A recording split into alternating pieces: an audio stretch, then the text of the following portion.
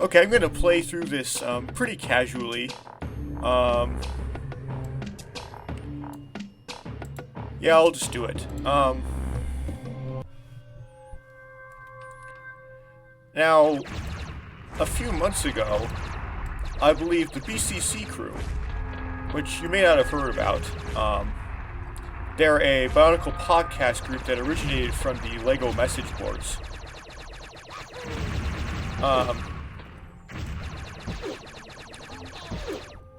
Made a short Let's Play where they each played through Inkia Assault on a split screen. And in that video, Orion claimed to have some sort of speedrun record of Inkia Assault, probably because he was the only person who tried to do a speedrun of Inkia Assault, and I don't think it was ever recorded. So if I were to play Inkia Assault, I go, oh well, I could definitely do this faster than Orion. And so I'm working on trying to do a very quick Let's Play of Inkia Assault, as well as this casual one. That being said, the best technique for completing this game, with the fewest lives lost,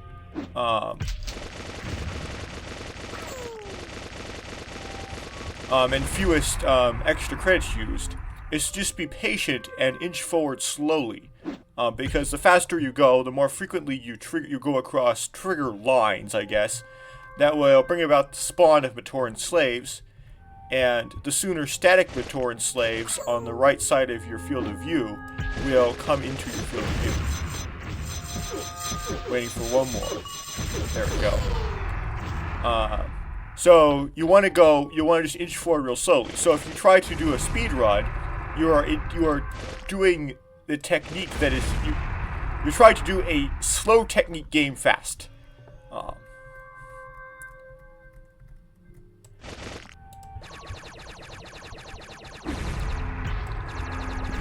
find it not that difficult until I get to the first segment of the Nui's caves, and then there are situations where you have 3 Matoran slaves spawn from the left side of the screen in rapid succession, if you're not careful. And it seems that this game has a built-in indicator as to whether or not you're moving through it as fast as you possibly can, and that is your weapons gauge. If you try to speedrun this game, even though in like normal casual gameplay you don't really have to worry about that gauge running out except in a boss fight, that gauge will run out outside a boss fight when you try to speedrun the game, and so your speed is limited by the size of the weapons gauge. So if you're running out of juice in your weapons gauge at just the right frequency that you can still progress, you're probably at the point where you're going through the game as fast as you can. You have sort of a check there.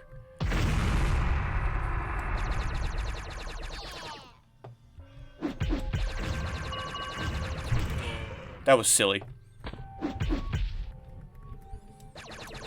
Yeah, this game is really small on my screen again, and the reason it's small on my screen has nothing to do with, like, a silly mistake like what I did with, Legend of Matanui Beta. It's that the game is literally very small on your screen. And for recording purposes, I have my screen scaling, my display setting for Windows at 100% as opposed to 125. So it makes it even smaller. So sometimes I make some mistakes that I don't expect to usually make just because of the screen size.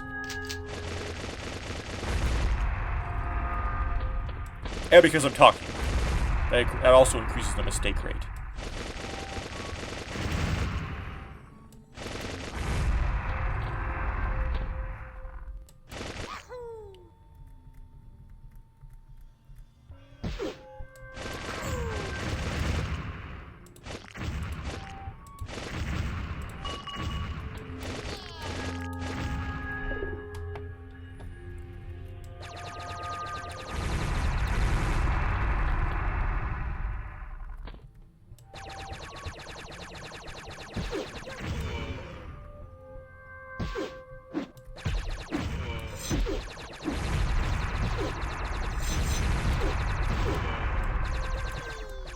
That was extremely poorly played.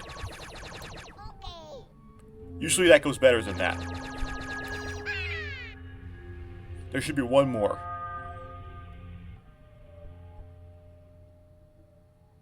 Maybe I'm wrong. I'm just wrong.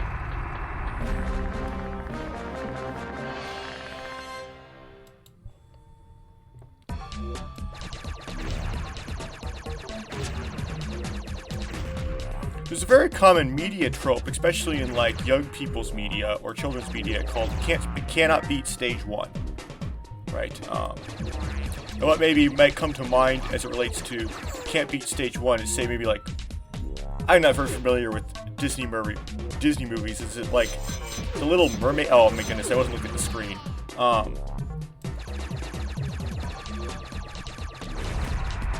Well, I won't go into Disney.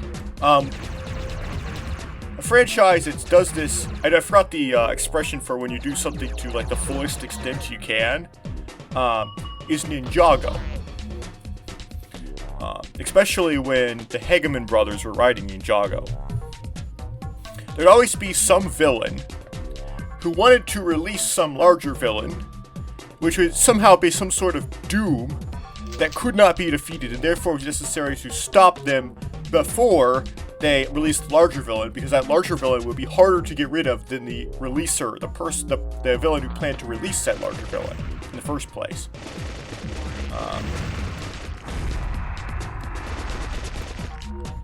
For example, Pythor planned to release the Great Devourer. They wanted to stop Pythor from releasing the Great Devourer because supposedly Pythor himself would be easier to stop than the Great Devourer itself. Similarly,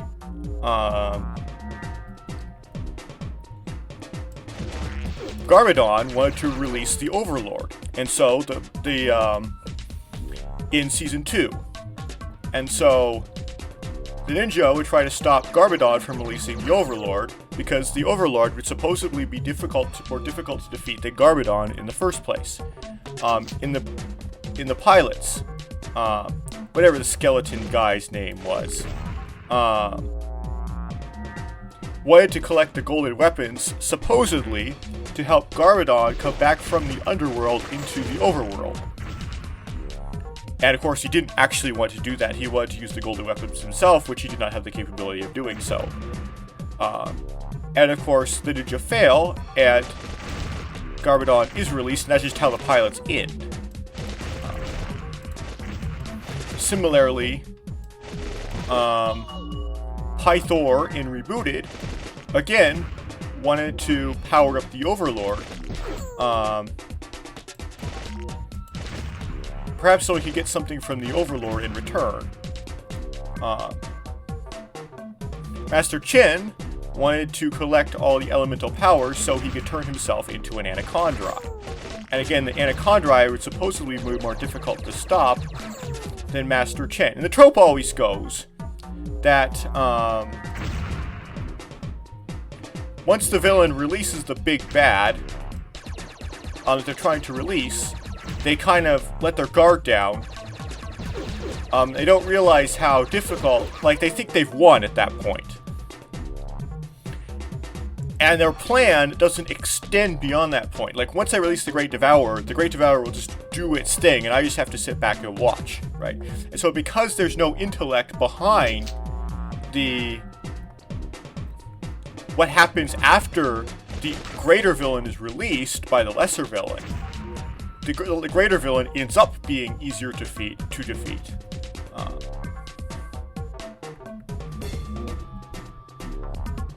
So, as you watch the earlier seasons of Ninjago over and over again, there is some lesser villain who wants to release some greater villain. And the ninja constantly fail season after season to stop the lesser villain from releasing the greater villain. And you know that this is going to happen for two reasons. One is, that's how it happened every previous season. And two, there's always sets of the greater villain.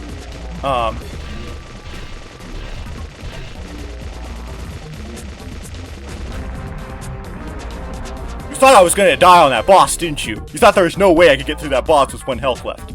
You were wrong. Um...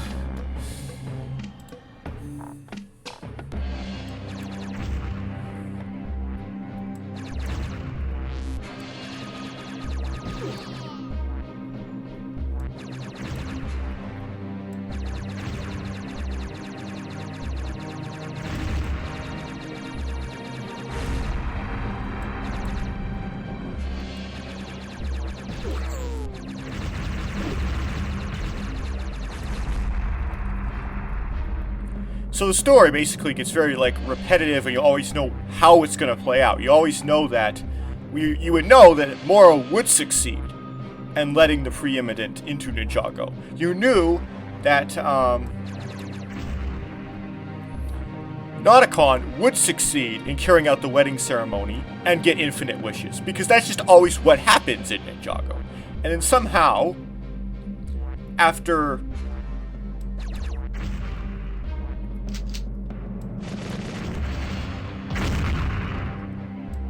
failing to stop the lesser villain, they stop the greater villain. And this tends to happen by means of, say, someone who's not the ninja.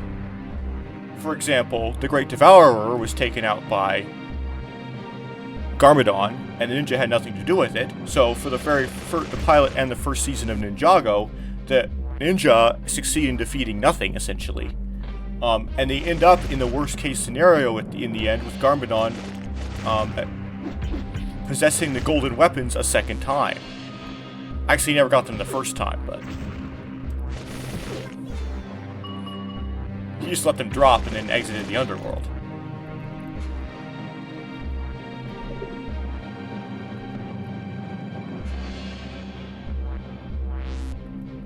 Then the Overlord was taken out by the actions of almost, although the other ninja had something to do with it, Lloyd alone. The Overlord was taken out a second time by the actions of Zane alone, where everyone else had already failed. The Anacondri were taken out by the actions of Garmadon alone again. A second time. And none of the other ninja could do anything about it. Like, Garmadon was the only person who could do something about it.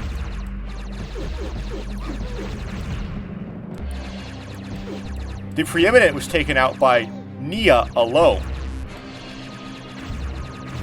Nauticon was taken out by a wish made by Jay alone. However, I forgot the name of the captain who shot the dart. He had something to do with it. But, so it wasn't entirely Jay alone. But it wasn't any of the other ninja besides Jay.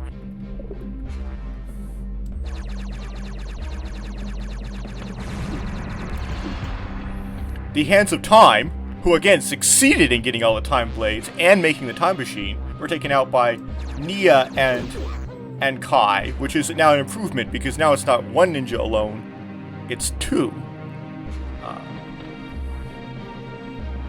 Garmadon, at the end of Hunted, was taken out again by Lloyd alone.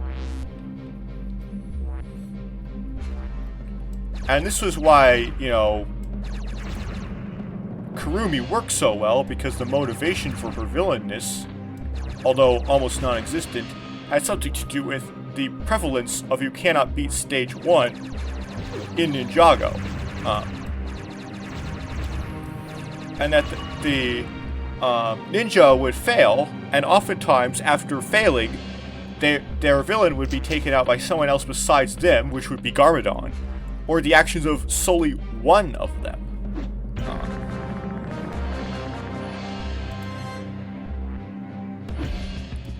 So, when Kurumi thought of the ninja as failures, she wasn't wrong.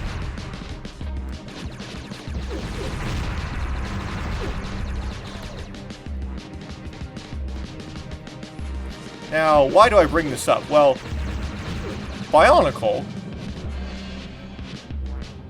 Oh, by the way, Kurumi was also a can't beat stage 1, right? Because she obviously succeeded in releasing Garmadon. I don't know when it ended. I know that the Fire and Ice seasons are too simple to really have that sort of structure. The gaming one did, and it was ridiculous. because people poofed out of nothing, completely ignoring the law of conservation of mass and somehow figuring out a device that could generate life that had metabolic processes and thoughts and memories. But anyway, the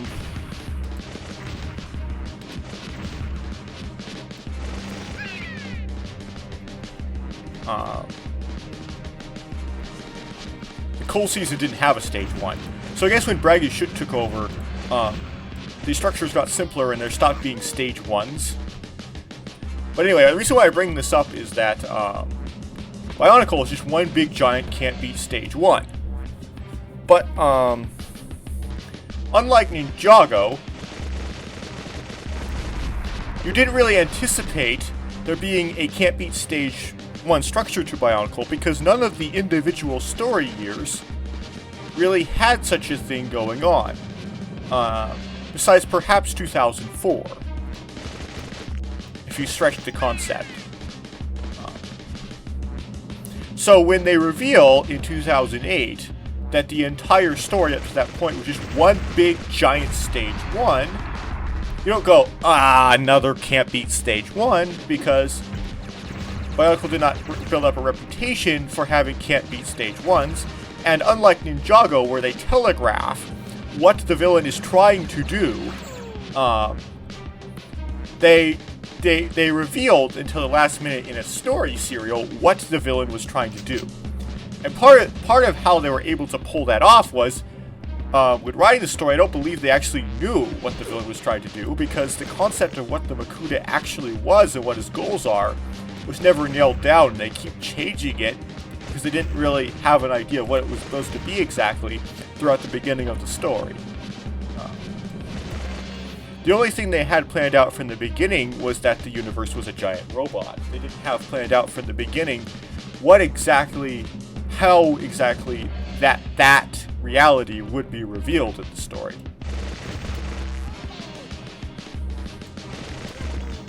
So what Makuta looks like is very inconsistent throughout. He starts out with being this, I don't know if I want to call it pantheist concept, because I think pantheism is anything can be God instead of everything can be God.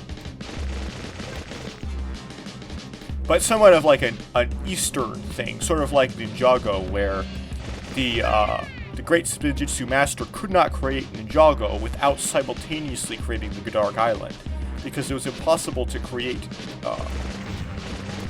come up with creation and destruction at the same time. And although the main story doesn't communicate this, it would make sense that would generate the golden power, because if the Overlord would try to take over Ninjago, then that would make all destruction with no creation, and that would generate the golden power, because it was physically impossible. It's like a physical law, made it so that one or the other could not absolutely ever win.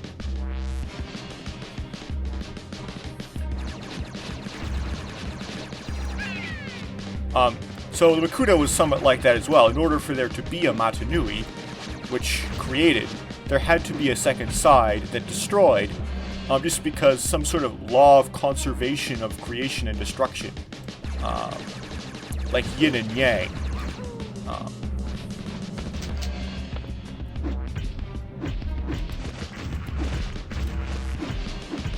So the Makuta was just a yan. And then 2003 came along, and they decided, no, we're actually going to make the Makuta something different now. We're going to make the first 2001 into some first installment weirdness. And decided that the Makuta is now going to be something physical with a physical body that can physically be crushed. And make his motivation more complicated and confusing. And motivate Var to make Bionicle Autopsy Makuta's darkest secret.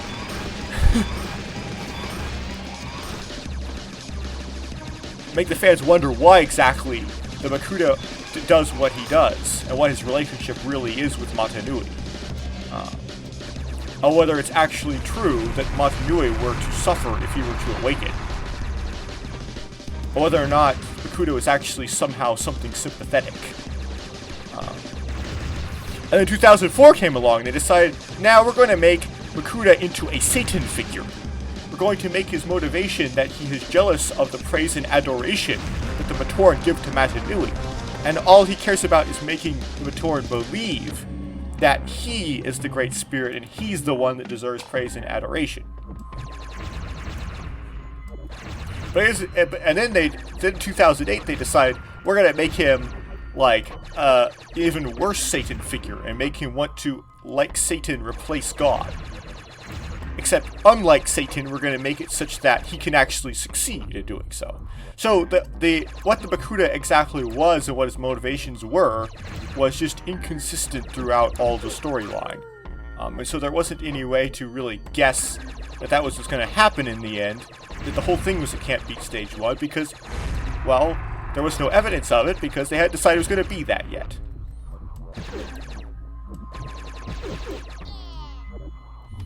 Now, I would like to believe that in 2020, with the mind I have now, it would have been trivial for me to guess that the Matoran universe was indeed a giant robot. However, in 2008, I will admit I failed to be able to do so. I did find the geography of the setting quite odd. There's no way to dodge that. Like, why was most of the setting intentionally a network of tunnels underground under the sea? Like, what was the motivation for doing that? Why was Matanui like the city of Ember? Why was it underground? Metronui is what I mean. And why'd they have to make a distinction between cities and locations that were above ground and below ground? Why was it important that Voinui had to be on the same level as Matanui? But yet there are things like the islands to the south that were on the same level as Metronui. Why were there chutes from Metronui down to those islands? Why was it that to awaken the Great Spirit, the Voinui had to be returned to its spot within the southern continent? Why was the core of the universe, quote-unquote, like, underground underneath the southern continent? Like, what was that all about? Why was there only islands to the south of Metronui if Metronui was the hub? Why weren't there ones north of Metronui as well? Why were the continents south of Metronui and then more islands south of the continents? Why must the Matoran had to return to Metronui in order for the Great Spirit to awaken? Metronui being the hub being clarified by the Baraki thought that it took over Metronui, that they would be able to take over the Great Spirit. Why was it that in the short story The Kingdom, for which there was a code to access it in the, yeah, I knew there was a slug there, but I couldn't find it with my gun. If Matanui were to die, that this underground network would become dangerous for the Matoran to inhabit, and but then they could escape. The creatures of the Matoran universe could escape by escaping to Matanui, which apparently would be unaffected by the death of Matanui. Why was the island of Matanui a safe haven?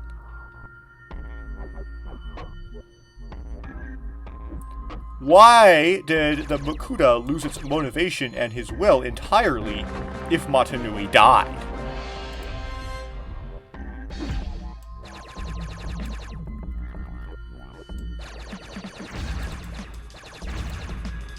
I understood that the Matoran universe, of course everybody did, was some sort of weirdly shaped underground structure.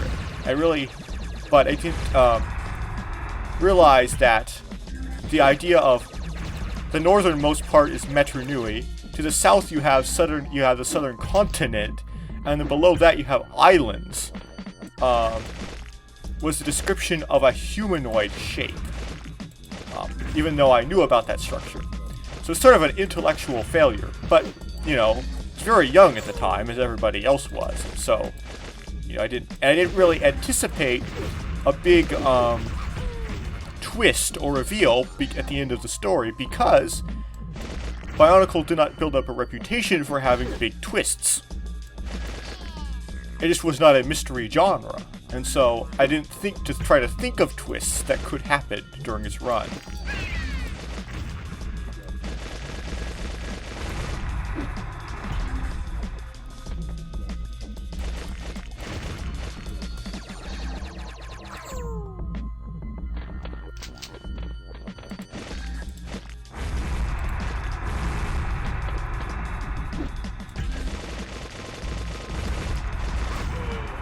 That was stupid. Yeah, gameplay performance so far on this game has been pretty bad. Mostly because I'm talking over it while playing, and that's really hurting my performance. I'm sometimes not even, like, thinking about what's going on the screen. Thinking about something completely different. It's like distracted driving.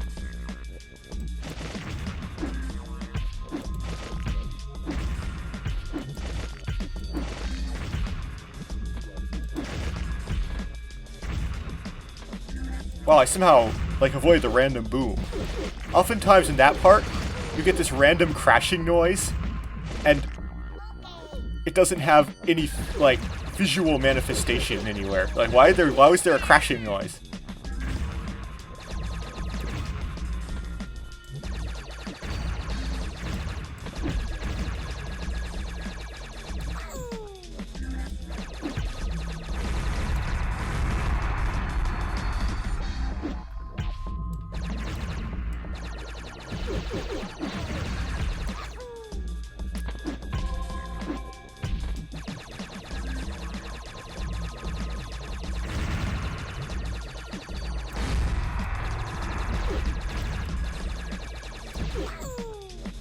And if he had a power-up, I missed it.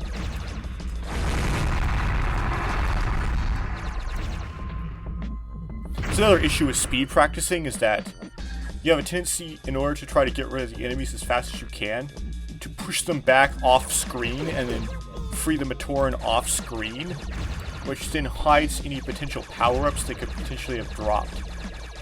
Okay. Might be clear.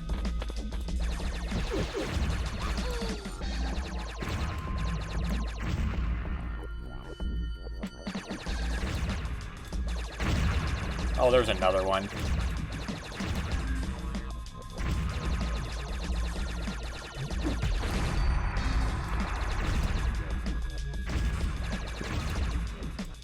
Another random thing to say, to think of things to say, is the issue sometimes gets brought up whether or not the character of Liwa has a character. Now, whatever does the term "has a character" mean? I mean, obviously, if you make a character that can be too easily described by a trait, then they can be described by only one word. So you want to be careful not to make, like, two atypical characters, two stereotypical characters. Because you could get characters that's all they are. But pretty much all of the Toamata, in 2001, the story team had some idea as to what each of their personalities would be like. Liwa was very, I don't care what anybody else thinks of me, I'm just going to do whatever I want on a whim and inconsistent and unreliably. And had a whole stick about being hyper and couldn't just sit still. It also had a stick about being all stuck up and haughty. And like Kopaka, but for completely different reasons. Yeah, for some reason I'm not reading this text. Was a lone wolf. That being said, and then Kopaka was supposed to be kind of an antisocial intellectual. But unlike Liwa, could get away with it. And did not have to learn a lesson about it because it was so much more ingrained in what he was supposed to be. That the story could not afford to have him unlearn his personality in an attempt to learn unity.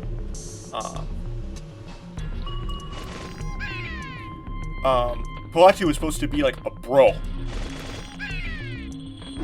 Anua was supposed to be a quiet, contemplative, wise person who practiced even a fool will be thought as wise if he keeps his mouth shut, but he was not a fool. And then Gali was supposed to be like mom.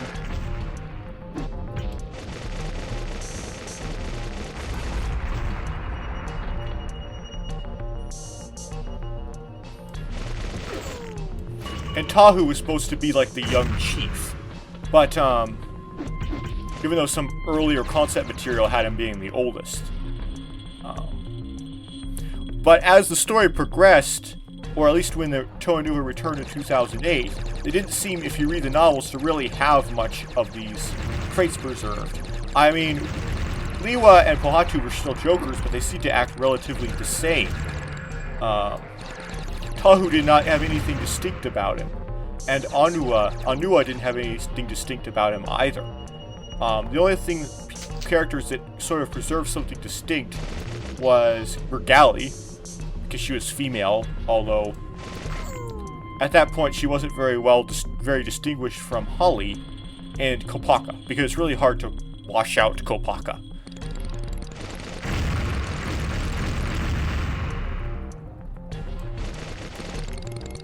So no, Bionicle did a very poor job preserving the character of their characters throughout the years.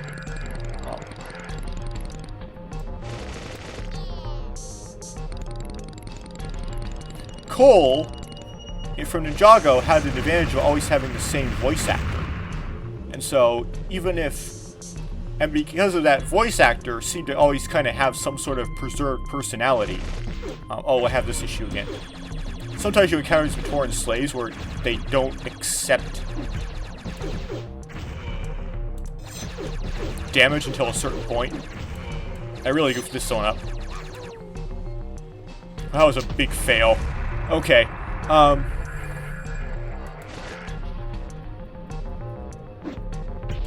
So even if you didn't have clear defining traits, you'd always be like, oh, Cole's kind of sounds like this. Cole kind of looks like this.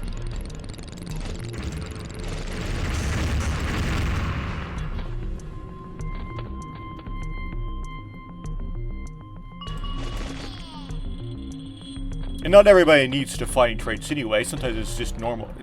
There's a lot of just kind of normal guys in the world. So it makes sense to have a few just kind of normal guys in your franchise. Not everybody has to be a crazy person.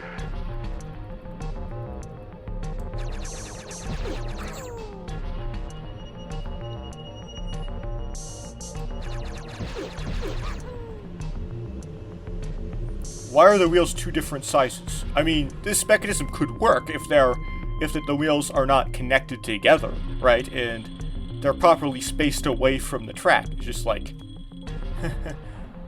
wow. I wonder if that was intentional or accidental in the environment design.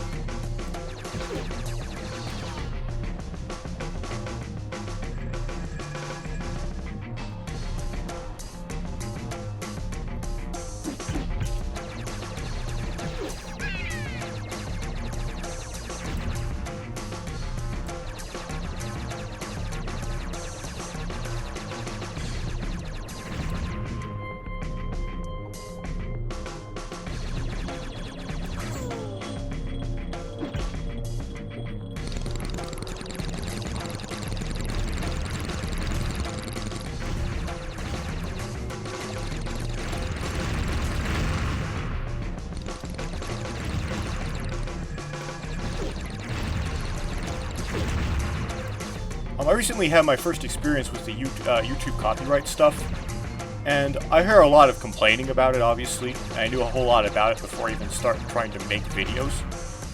And there's a lot of complaining, but I'm actually somebody who doesn't have any idea how exactly you could fix it, right? Because there's just way too much footage uploaded to YouTube, and way too much footage is copyright claimed at too high a rate to make it practical for a bank of humans to actually, oh my goodness, that ended up in the footage. Great. So embarrassing. Dude, if you get a click to continue in Inkia Assault in 2020, that's a big fail, honestly. But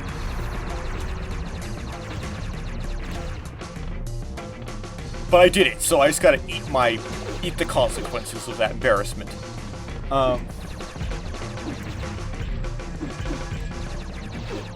So in order to take care of that, you would have to automate it. However,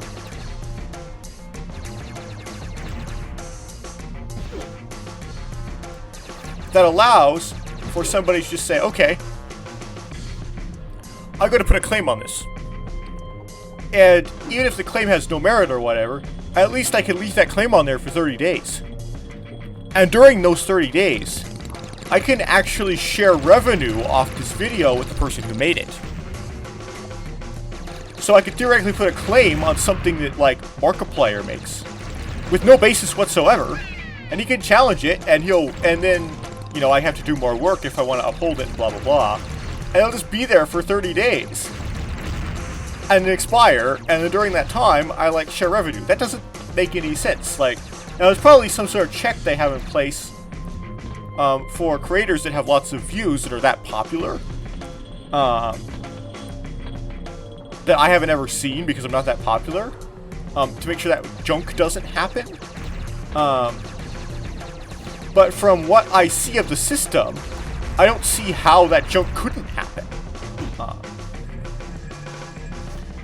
And it's possible to put claims on something that's public domain, and sometimes I notice that bots can do that if a publisher, someone decides to make a parody of some song or something that's composed more than 96 years ago. The publisher will could potentially try to claim composition rights on it, even though they didn't compose it. It uses a melody that's in public domain.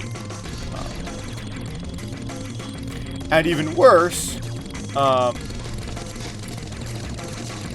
somebody make a parody or some sort of adaptation or remix of somebody's original song, post that on their channel, then write a claim against the person who came up with the original. And because the person who came up with the original is just, like, somebody of no great renown and has no power, there's nothing that they can do about it. Because they have no legal recourse because they don't have enough money to sue.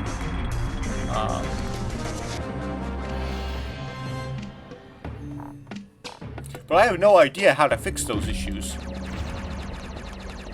You can't just have a person do it. They just require way too many people.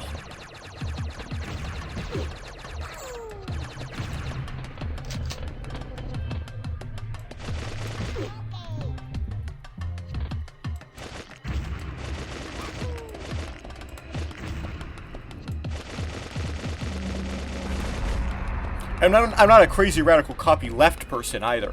I do believe that U.S. copyright law as it stands right now is ridiculous, and is in place due to whoever has the money affects the public policy that they desire. However, I don't want people copying my stuff.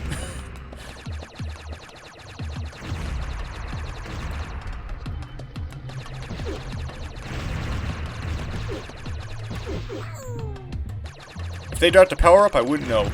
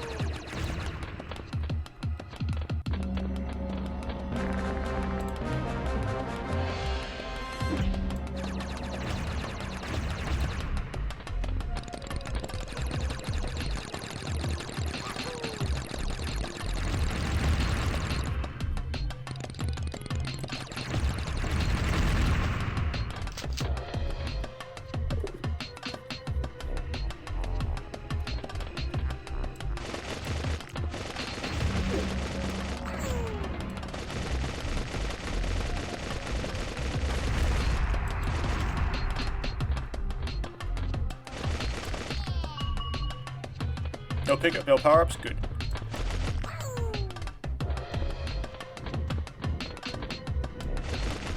What's nice about not commenting over things is that if you have a playthrough that actually has a death, has like a run out of lives in it, you could just not post it and make another one.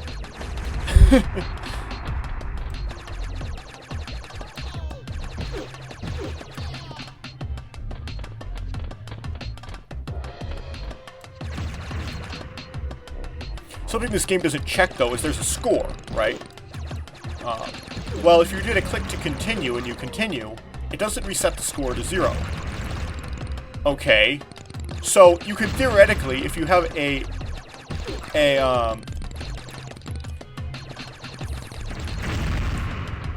stage that has an extra credit pickup, such as the second stage of the Hakon levels, you can play through the beginning of that state, of over and over again, up to where you have that extra credit, and then intentionally die afterwards, and then rack up points for all of everything you shoot at the beginning of that stage, and get an arbitrary amount of points. But no one cares about points in this.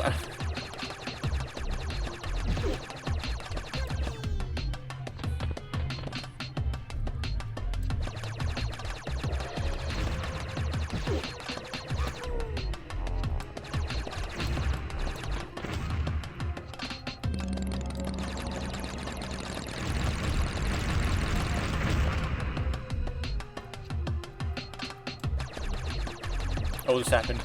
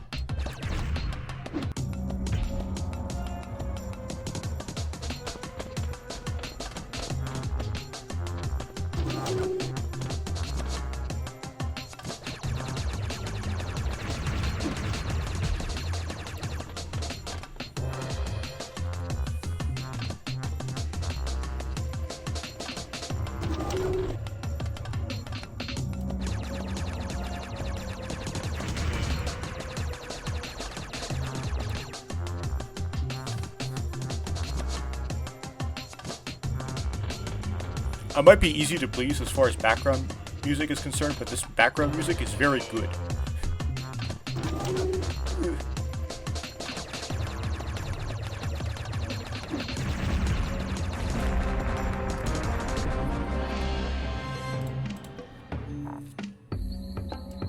And this background music is even better.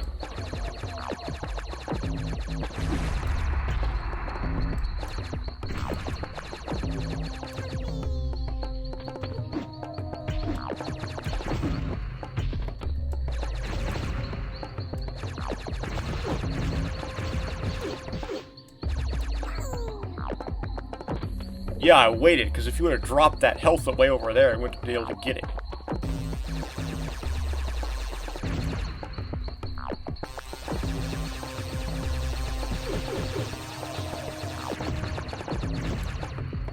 Those things basically do nothing besides restrict your movement.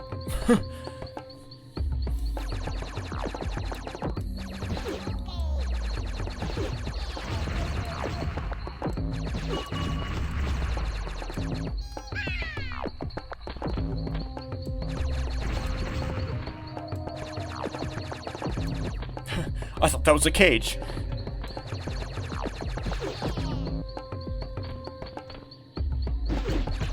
Haven't seen cages in a while, haven't I?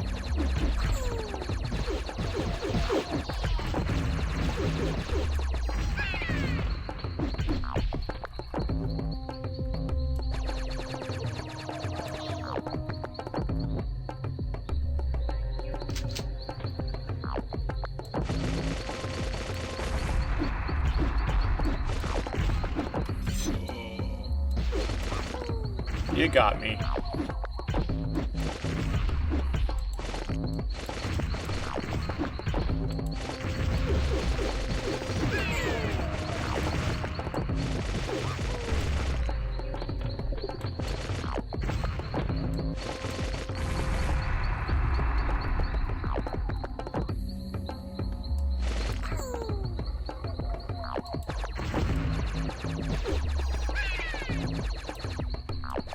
Finally, a cage.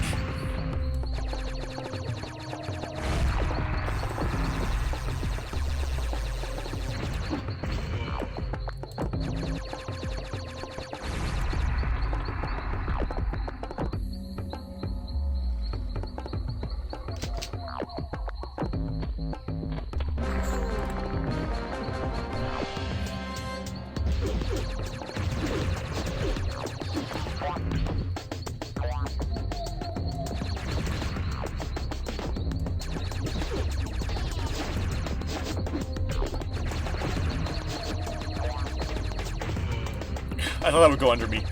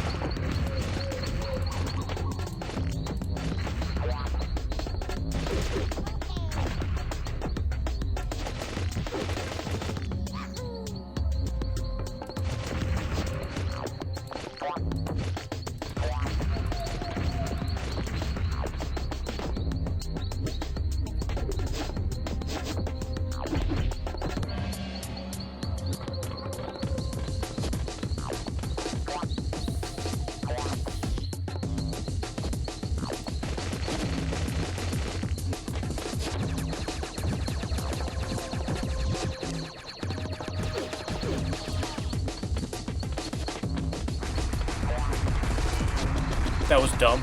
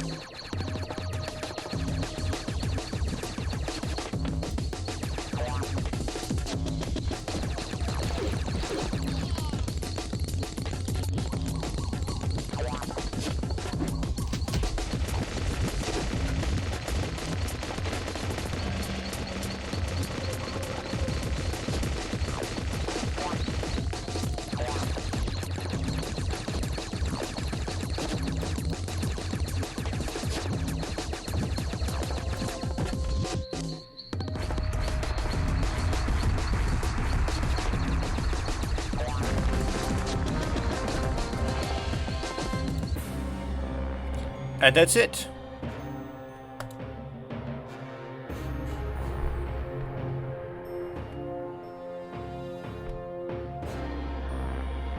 Let's see.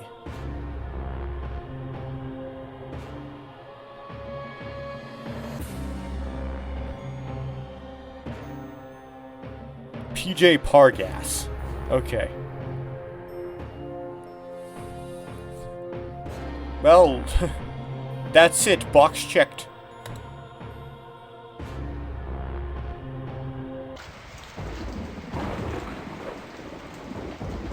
I'll do better next time.